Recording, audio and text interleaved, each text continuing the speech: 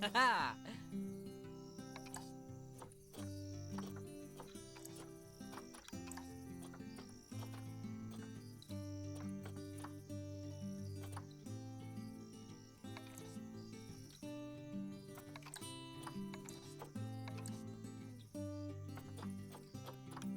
Oh.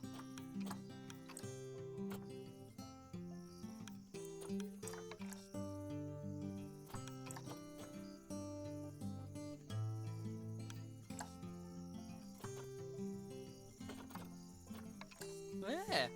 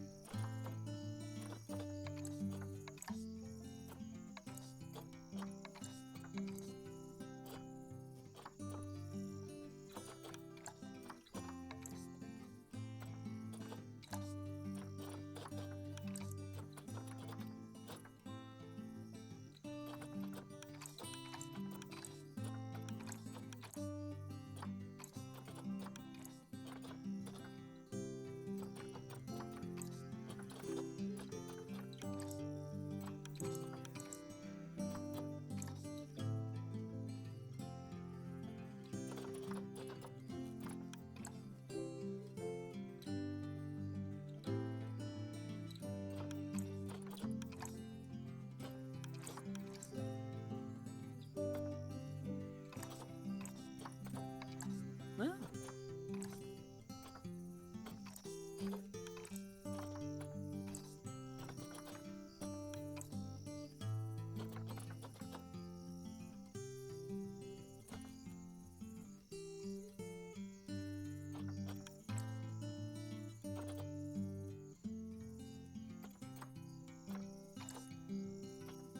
Oh.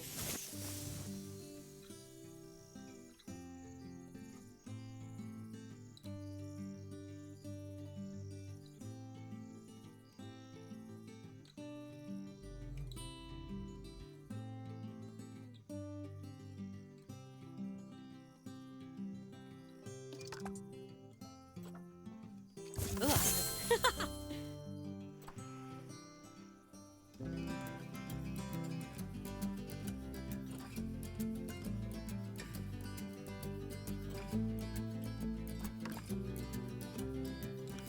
Yeah.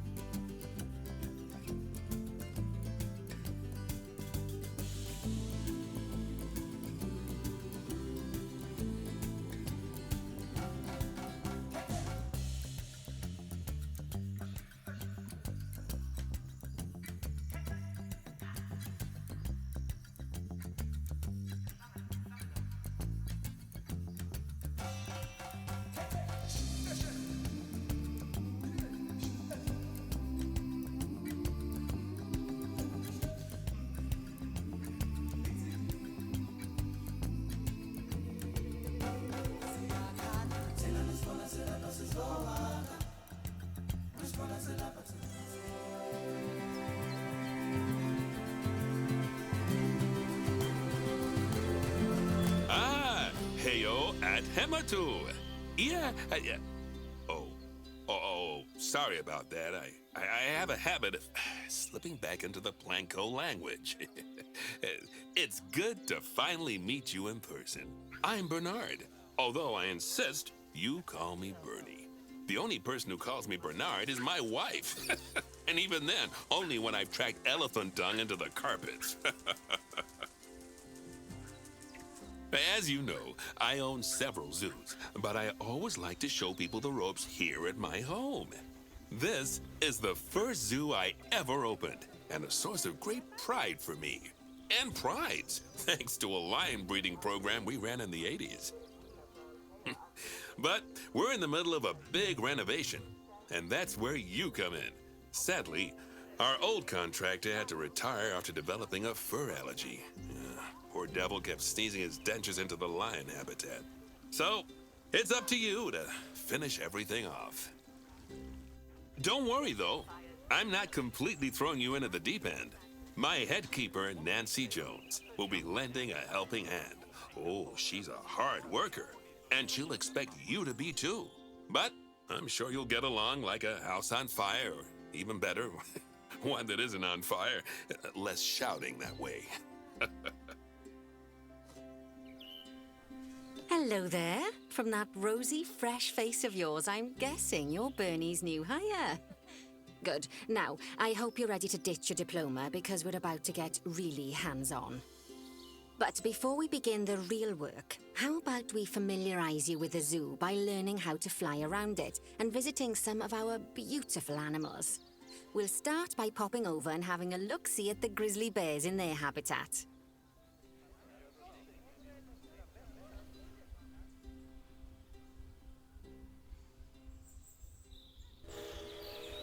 Did you know that grizzly bears, also known as Ursus arctos horribilis, can hibernate for up to 7 months a year? Oh, but then again, given the chance, I think a lot of people would do that too. Select one of the bears and you'll bring up its information panel. This is where you can find out all kinds of information about your animal, the most important thing being its overall welfare. You'll learn more about animal welfare today as we go through your objectives. But for now, let's enjoy this magnificent animal. Why don't you select the camera at the bottom of its information panel? See now, this is a fantastic way to get a close look at your animals. You can also get this view of an animal by simply double-clicking on it. Okay, when you're ready, let's pop over to the other side of the zoo and take a look at the lions. I've marked their location for you to find.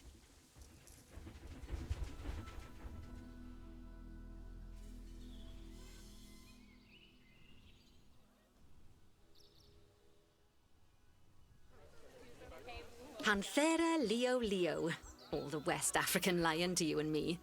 Lions are the most social of the big cats, and there can be as many as 40 lions in a pride, although prides of that size are pretty rare. As Bernie would say, those lions are awesome, which is precisely why I handle the training instead these days.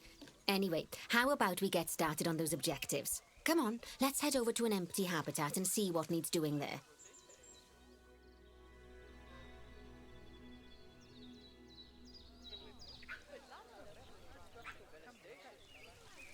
As you can see, it's a lovely space for animals, but it's missing a certain something. Well, 2 somethings. Warthogs. So I'd like you to adopt a pair of them. To adopt animals, we need to open the animal market, which is in the animal trading section. There we are, a pair of perfectly splendid warthogs for our zoo. Just click on them and select Adopt from the side menu. Normally, the animal exchange would be full of animals, but I've emptied out the market while you learn how it works. The last thing I need is you accidentally ordering a dozen elephants. When you adopt an animal, it's automatically placed in the trade centre, where they're held until you're ready to move them into their habitat, which, as it happens, you are. So how about you move them into their new home? When you ask for an animal to be moved into a habitat, your caretakers will go to the trade centre, collect your animal, and deliver them to your selected habitat. I've marked the trade centre's location, so let's go and watch the caretakers in action.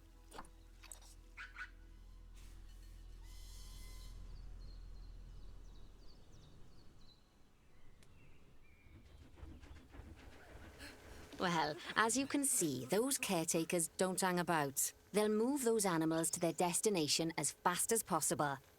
Of course, normally we'd have to place the animals into quarantine before moving them into a habitat, but I am assured by a person of good standing that these warthogs are in the very rudest of health.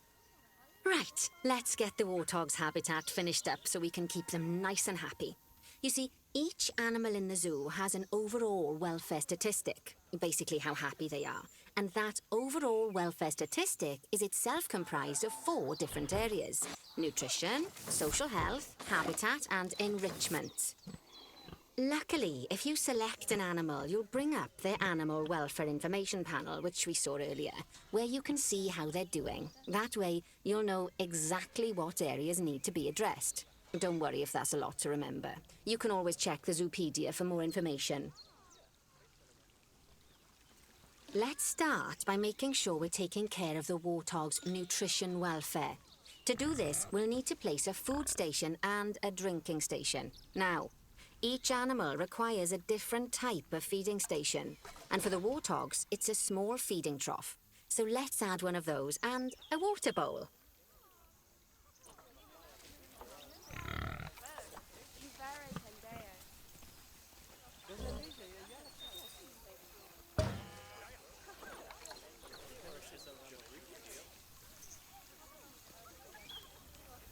Animals also require stimulation to keep them happy.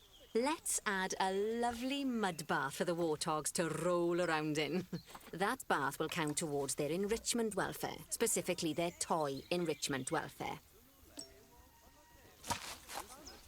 Oh, nice work. You've got a knack for this, I see. Now, our contractor had to leave in a hurry, so this place is in a pharaoh state. Unfinished thingamajigs and whatsits all over the shop. But the first thing we need to finish is the Ostrich Habitat. It's over near the hippos.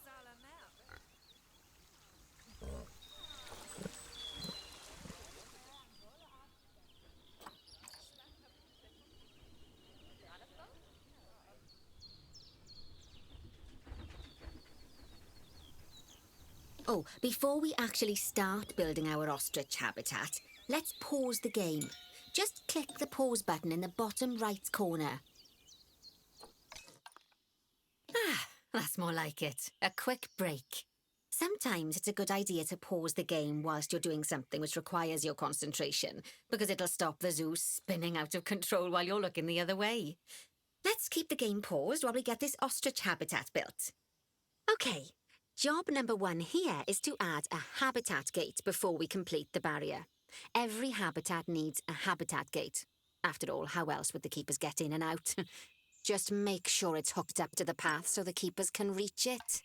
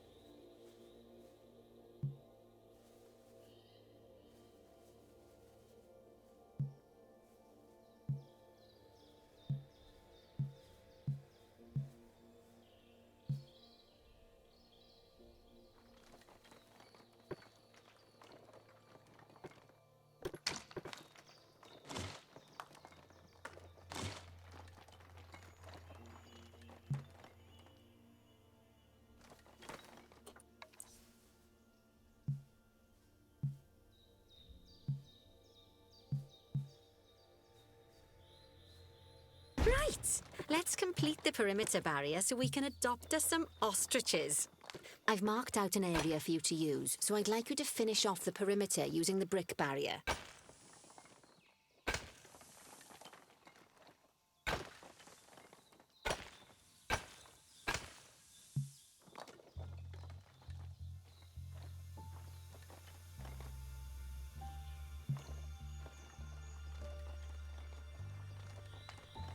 Good work! Remember, before you can place animals in any habitat, it has to have a full loop of connected barrier. Now, you've probably noticed that guests can't actually see into this habitat at the moment. At least not without a stepladder. But seeing as they're banned, I'd like you to select a piece of barrier and swap out the brick for a glass barrier, so the guests can see in.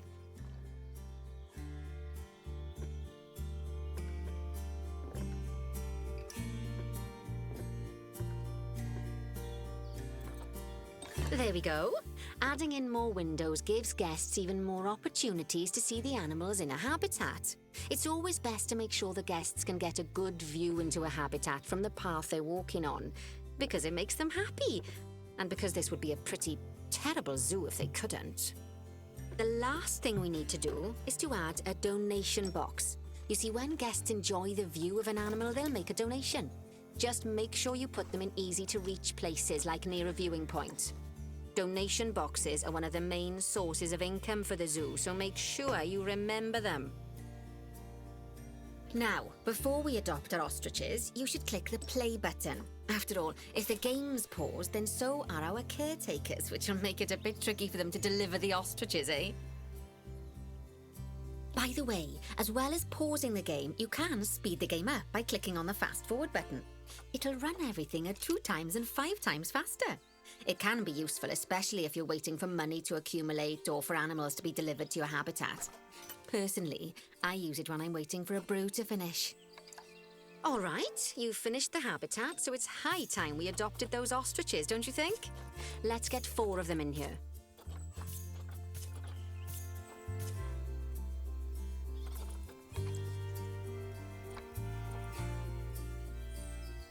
While we wait for them to be collected by the caretakers and brought to the habitat, you should get it ready for them.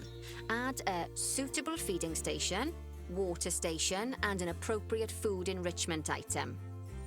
It's often best to place things like enrichments and feeding stations near to the habitat perimeter, so guests can get a really good view of the animals.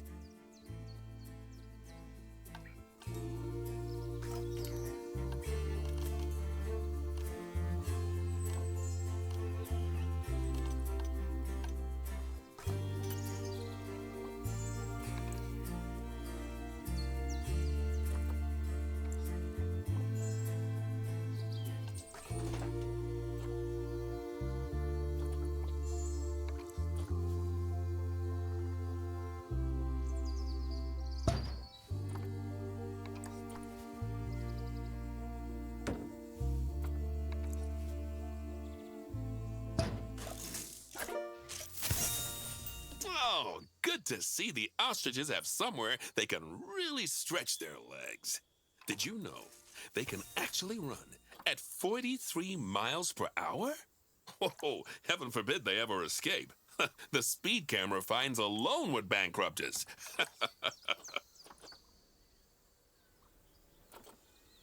Well, Bernie certainly seems impressed. Did he do his speed camera joke? Every time we get an ostrich. So, now we've made the ostriches' lives a bit better, let's do the same for the keepers, shall we? To make it easier for the keepers to feed the ostriches and hippos, we should build a new keeper hut. Keeper huts are where the keepers prepare the food for animals, so they should be placed near to the habitats to make sure the keepers don't waste their time walking when they should be looking after the animals. You'll need to rotate the keeper hut to get it to connect up to the path.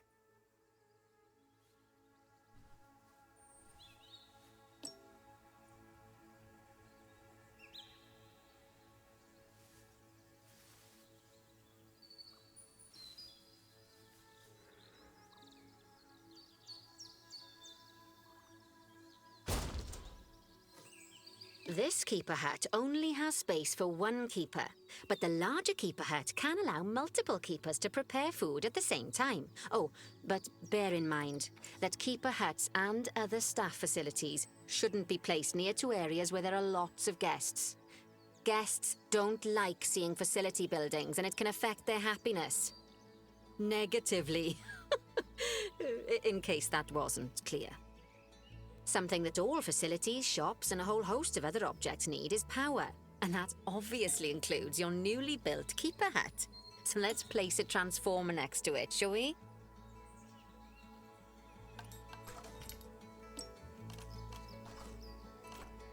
Now, the reason everything has gone blue is because you're using the power heat map. This map allows you to see what is and what isn't powered in your zoo. So, once you've placed your transformer, you can click in the bottom left to turn the heat map off.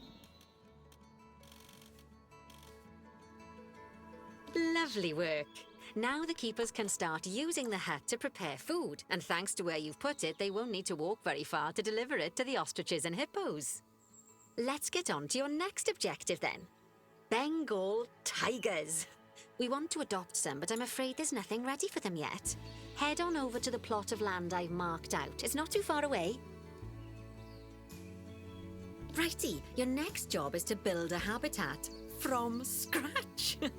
And concrete and glass, I expect. So go ahead and build it. Just make sure that the habitat includes that big hole we've dug. Oh, and don't forget to add a habitat gate to the barrier. Oh, and make sure the guests will be able to see the tigers.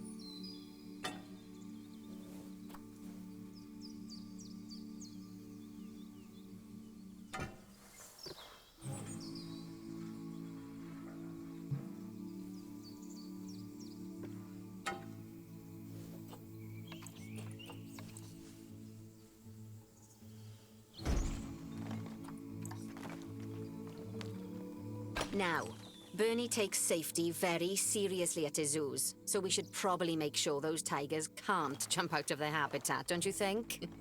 The way we'll do it is by changing the height of the habitat's barrier. Okay then, you should start by double-clicking the habitat barrier, which will take you into barrier editing mode. Great. Now highlight the entire perimeter of the habitat. You can do that by clicking and dragging the barrier selection tool.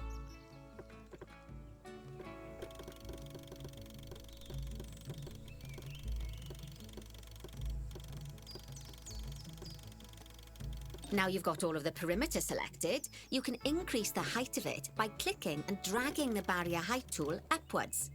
You'll want to make sure it reaches a height of at least 3.7 meters. Now that the habitat is in place, don't forget to put down a donation box near to your viewing areas. We need every dollar we can get. Especially as these tigers aren't exactly eating instant noodles for lunch. Okay, that's the habitat boundary complete, the habitat gate in place, and most importantly, the tigers won't be able to jump out of it anymore. I think it's time we adopted those tigers.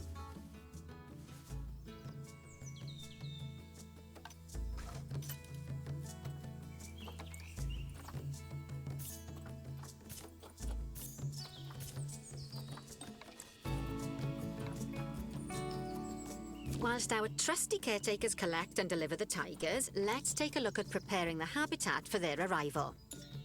We'll start with the basics. Add a suitable feeding station for them.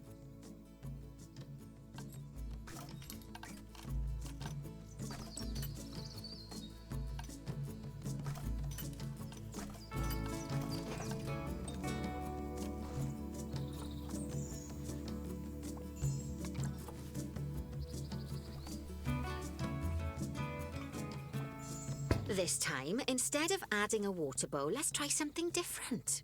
Some animals need a pool in their habitat so they can go for a swim, but they can also use it to drink from. All you have to do is make sure the banks of the pool have a gentle slope so they can easily get a nice, refreshing drink. There's already a pool excavated, but you still need to fill it with water. You should do that by going into Terrain and selecting the water tool.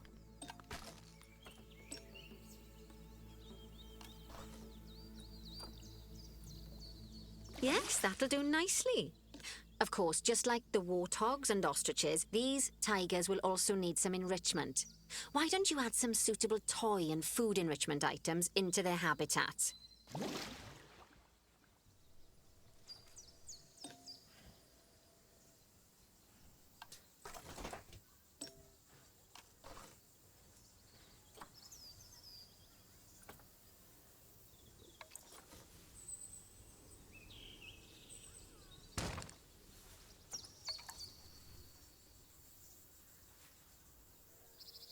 Okay, it's really starting to take shape. Now, the tigers will need a shelter in their habitat so they can hide from the guests, or more likely, the bad weather. Although, given that we're in England, you might want to think of that just as normal weather. Go on, add a shelter to their habitat. You can either build one from various suitable bits and bobs, or if you like, just pop down the blueprint that I've already built for you.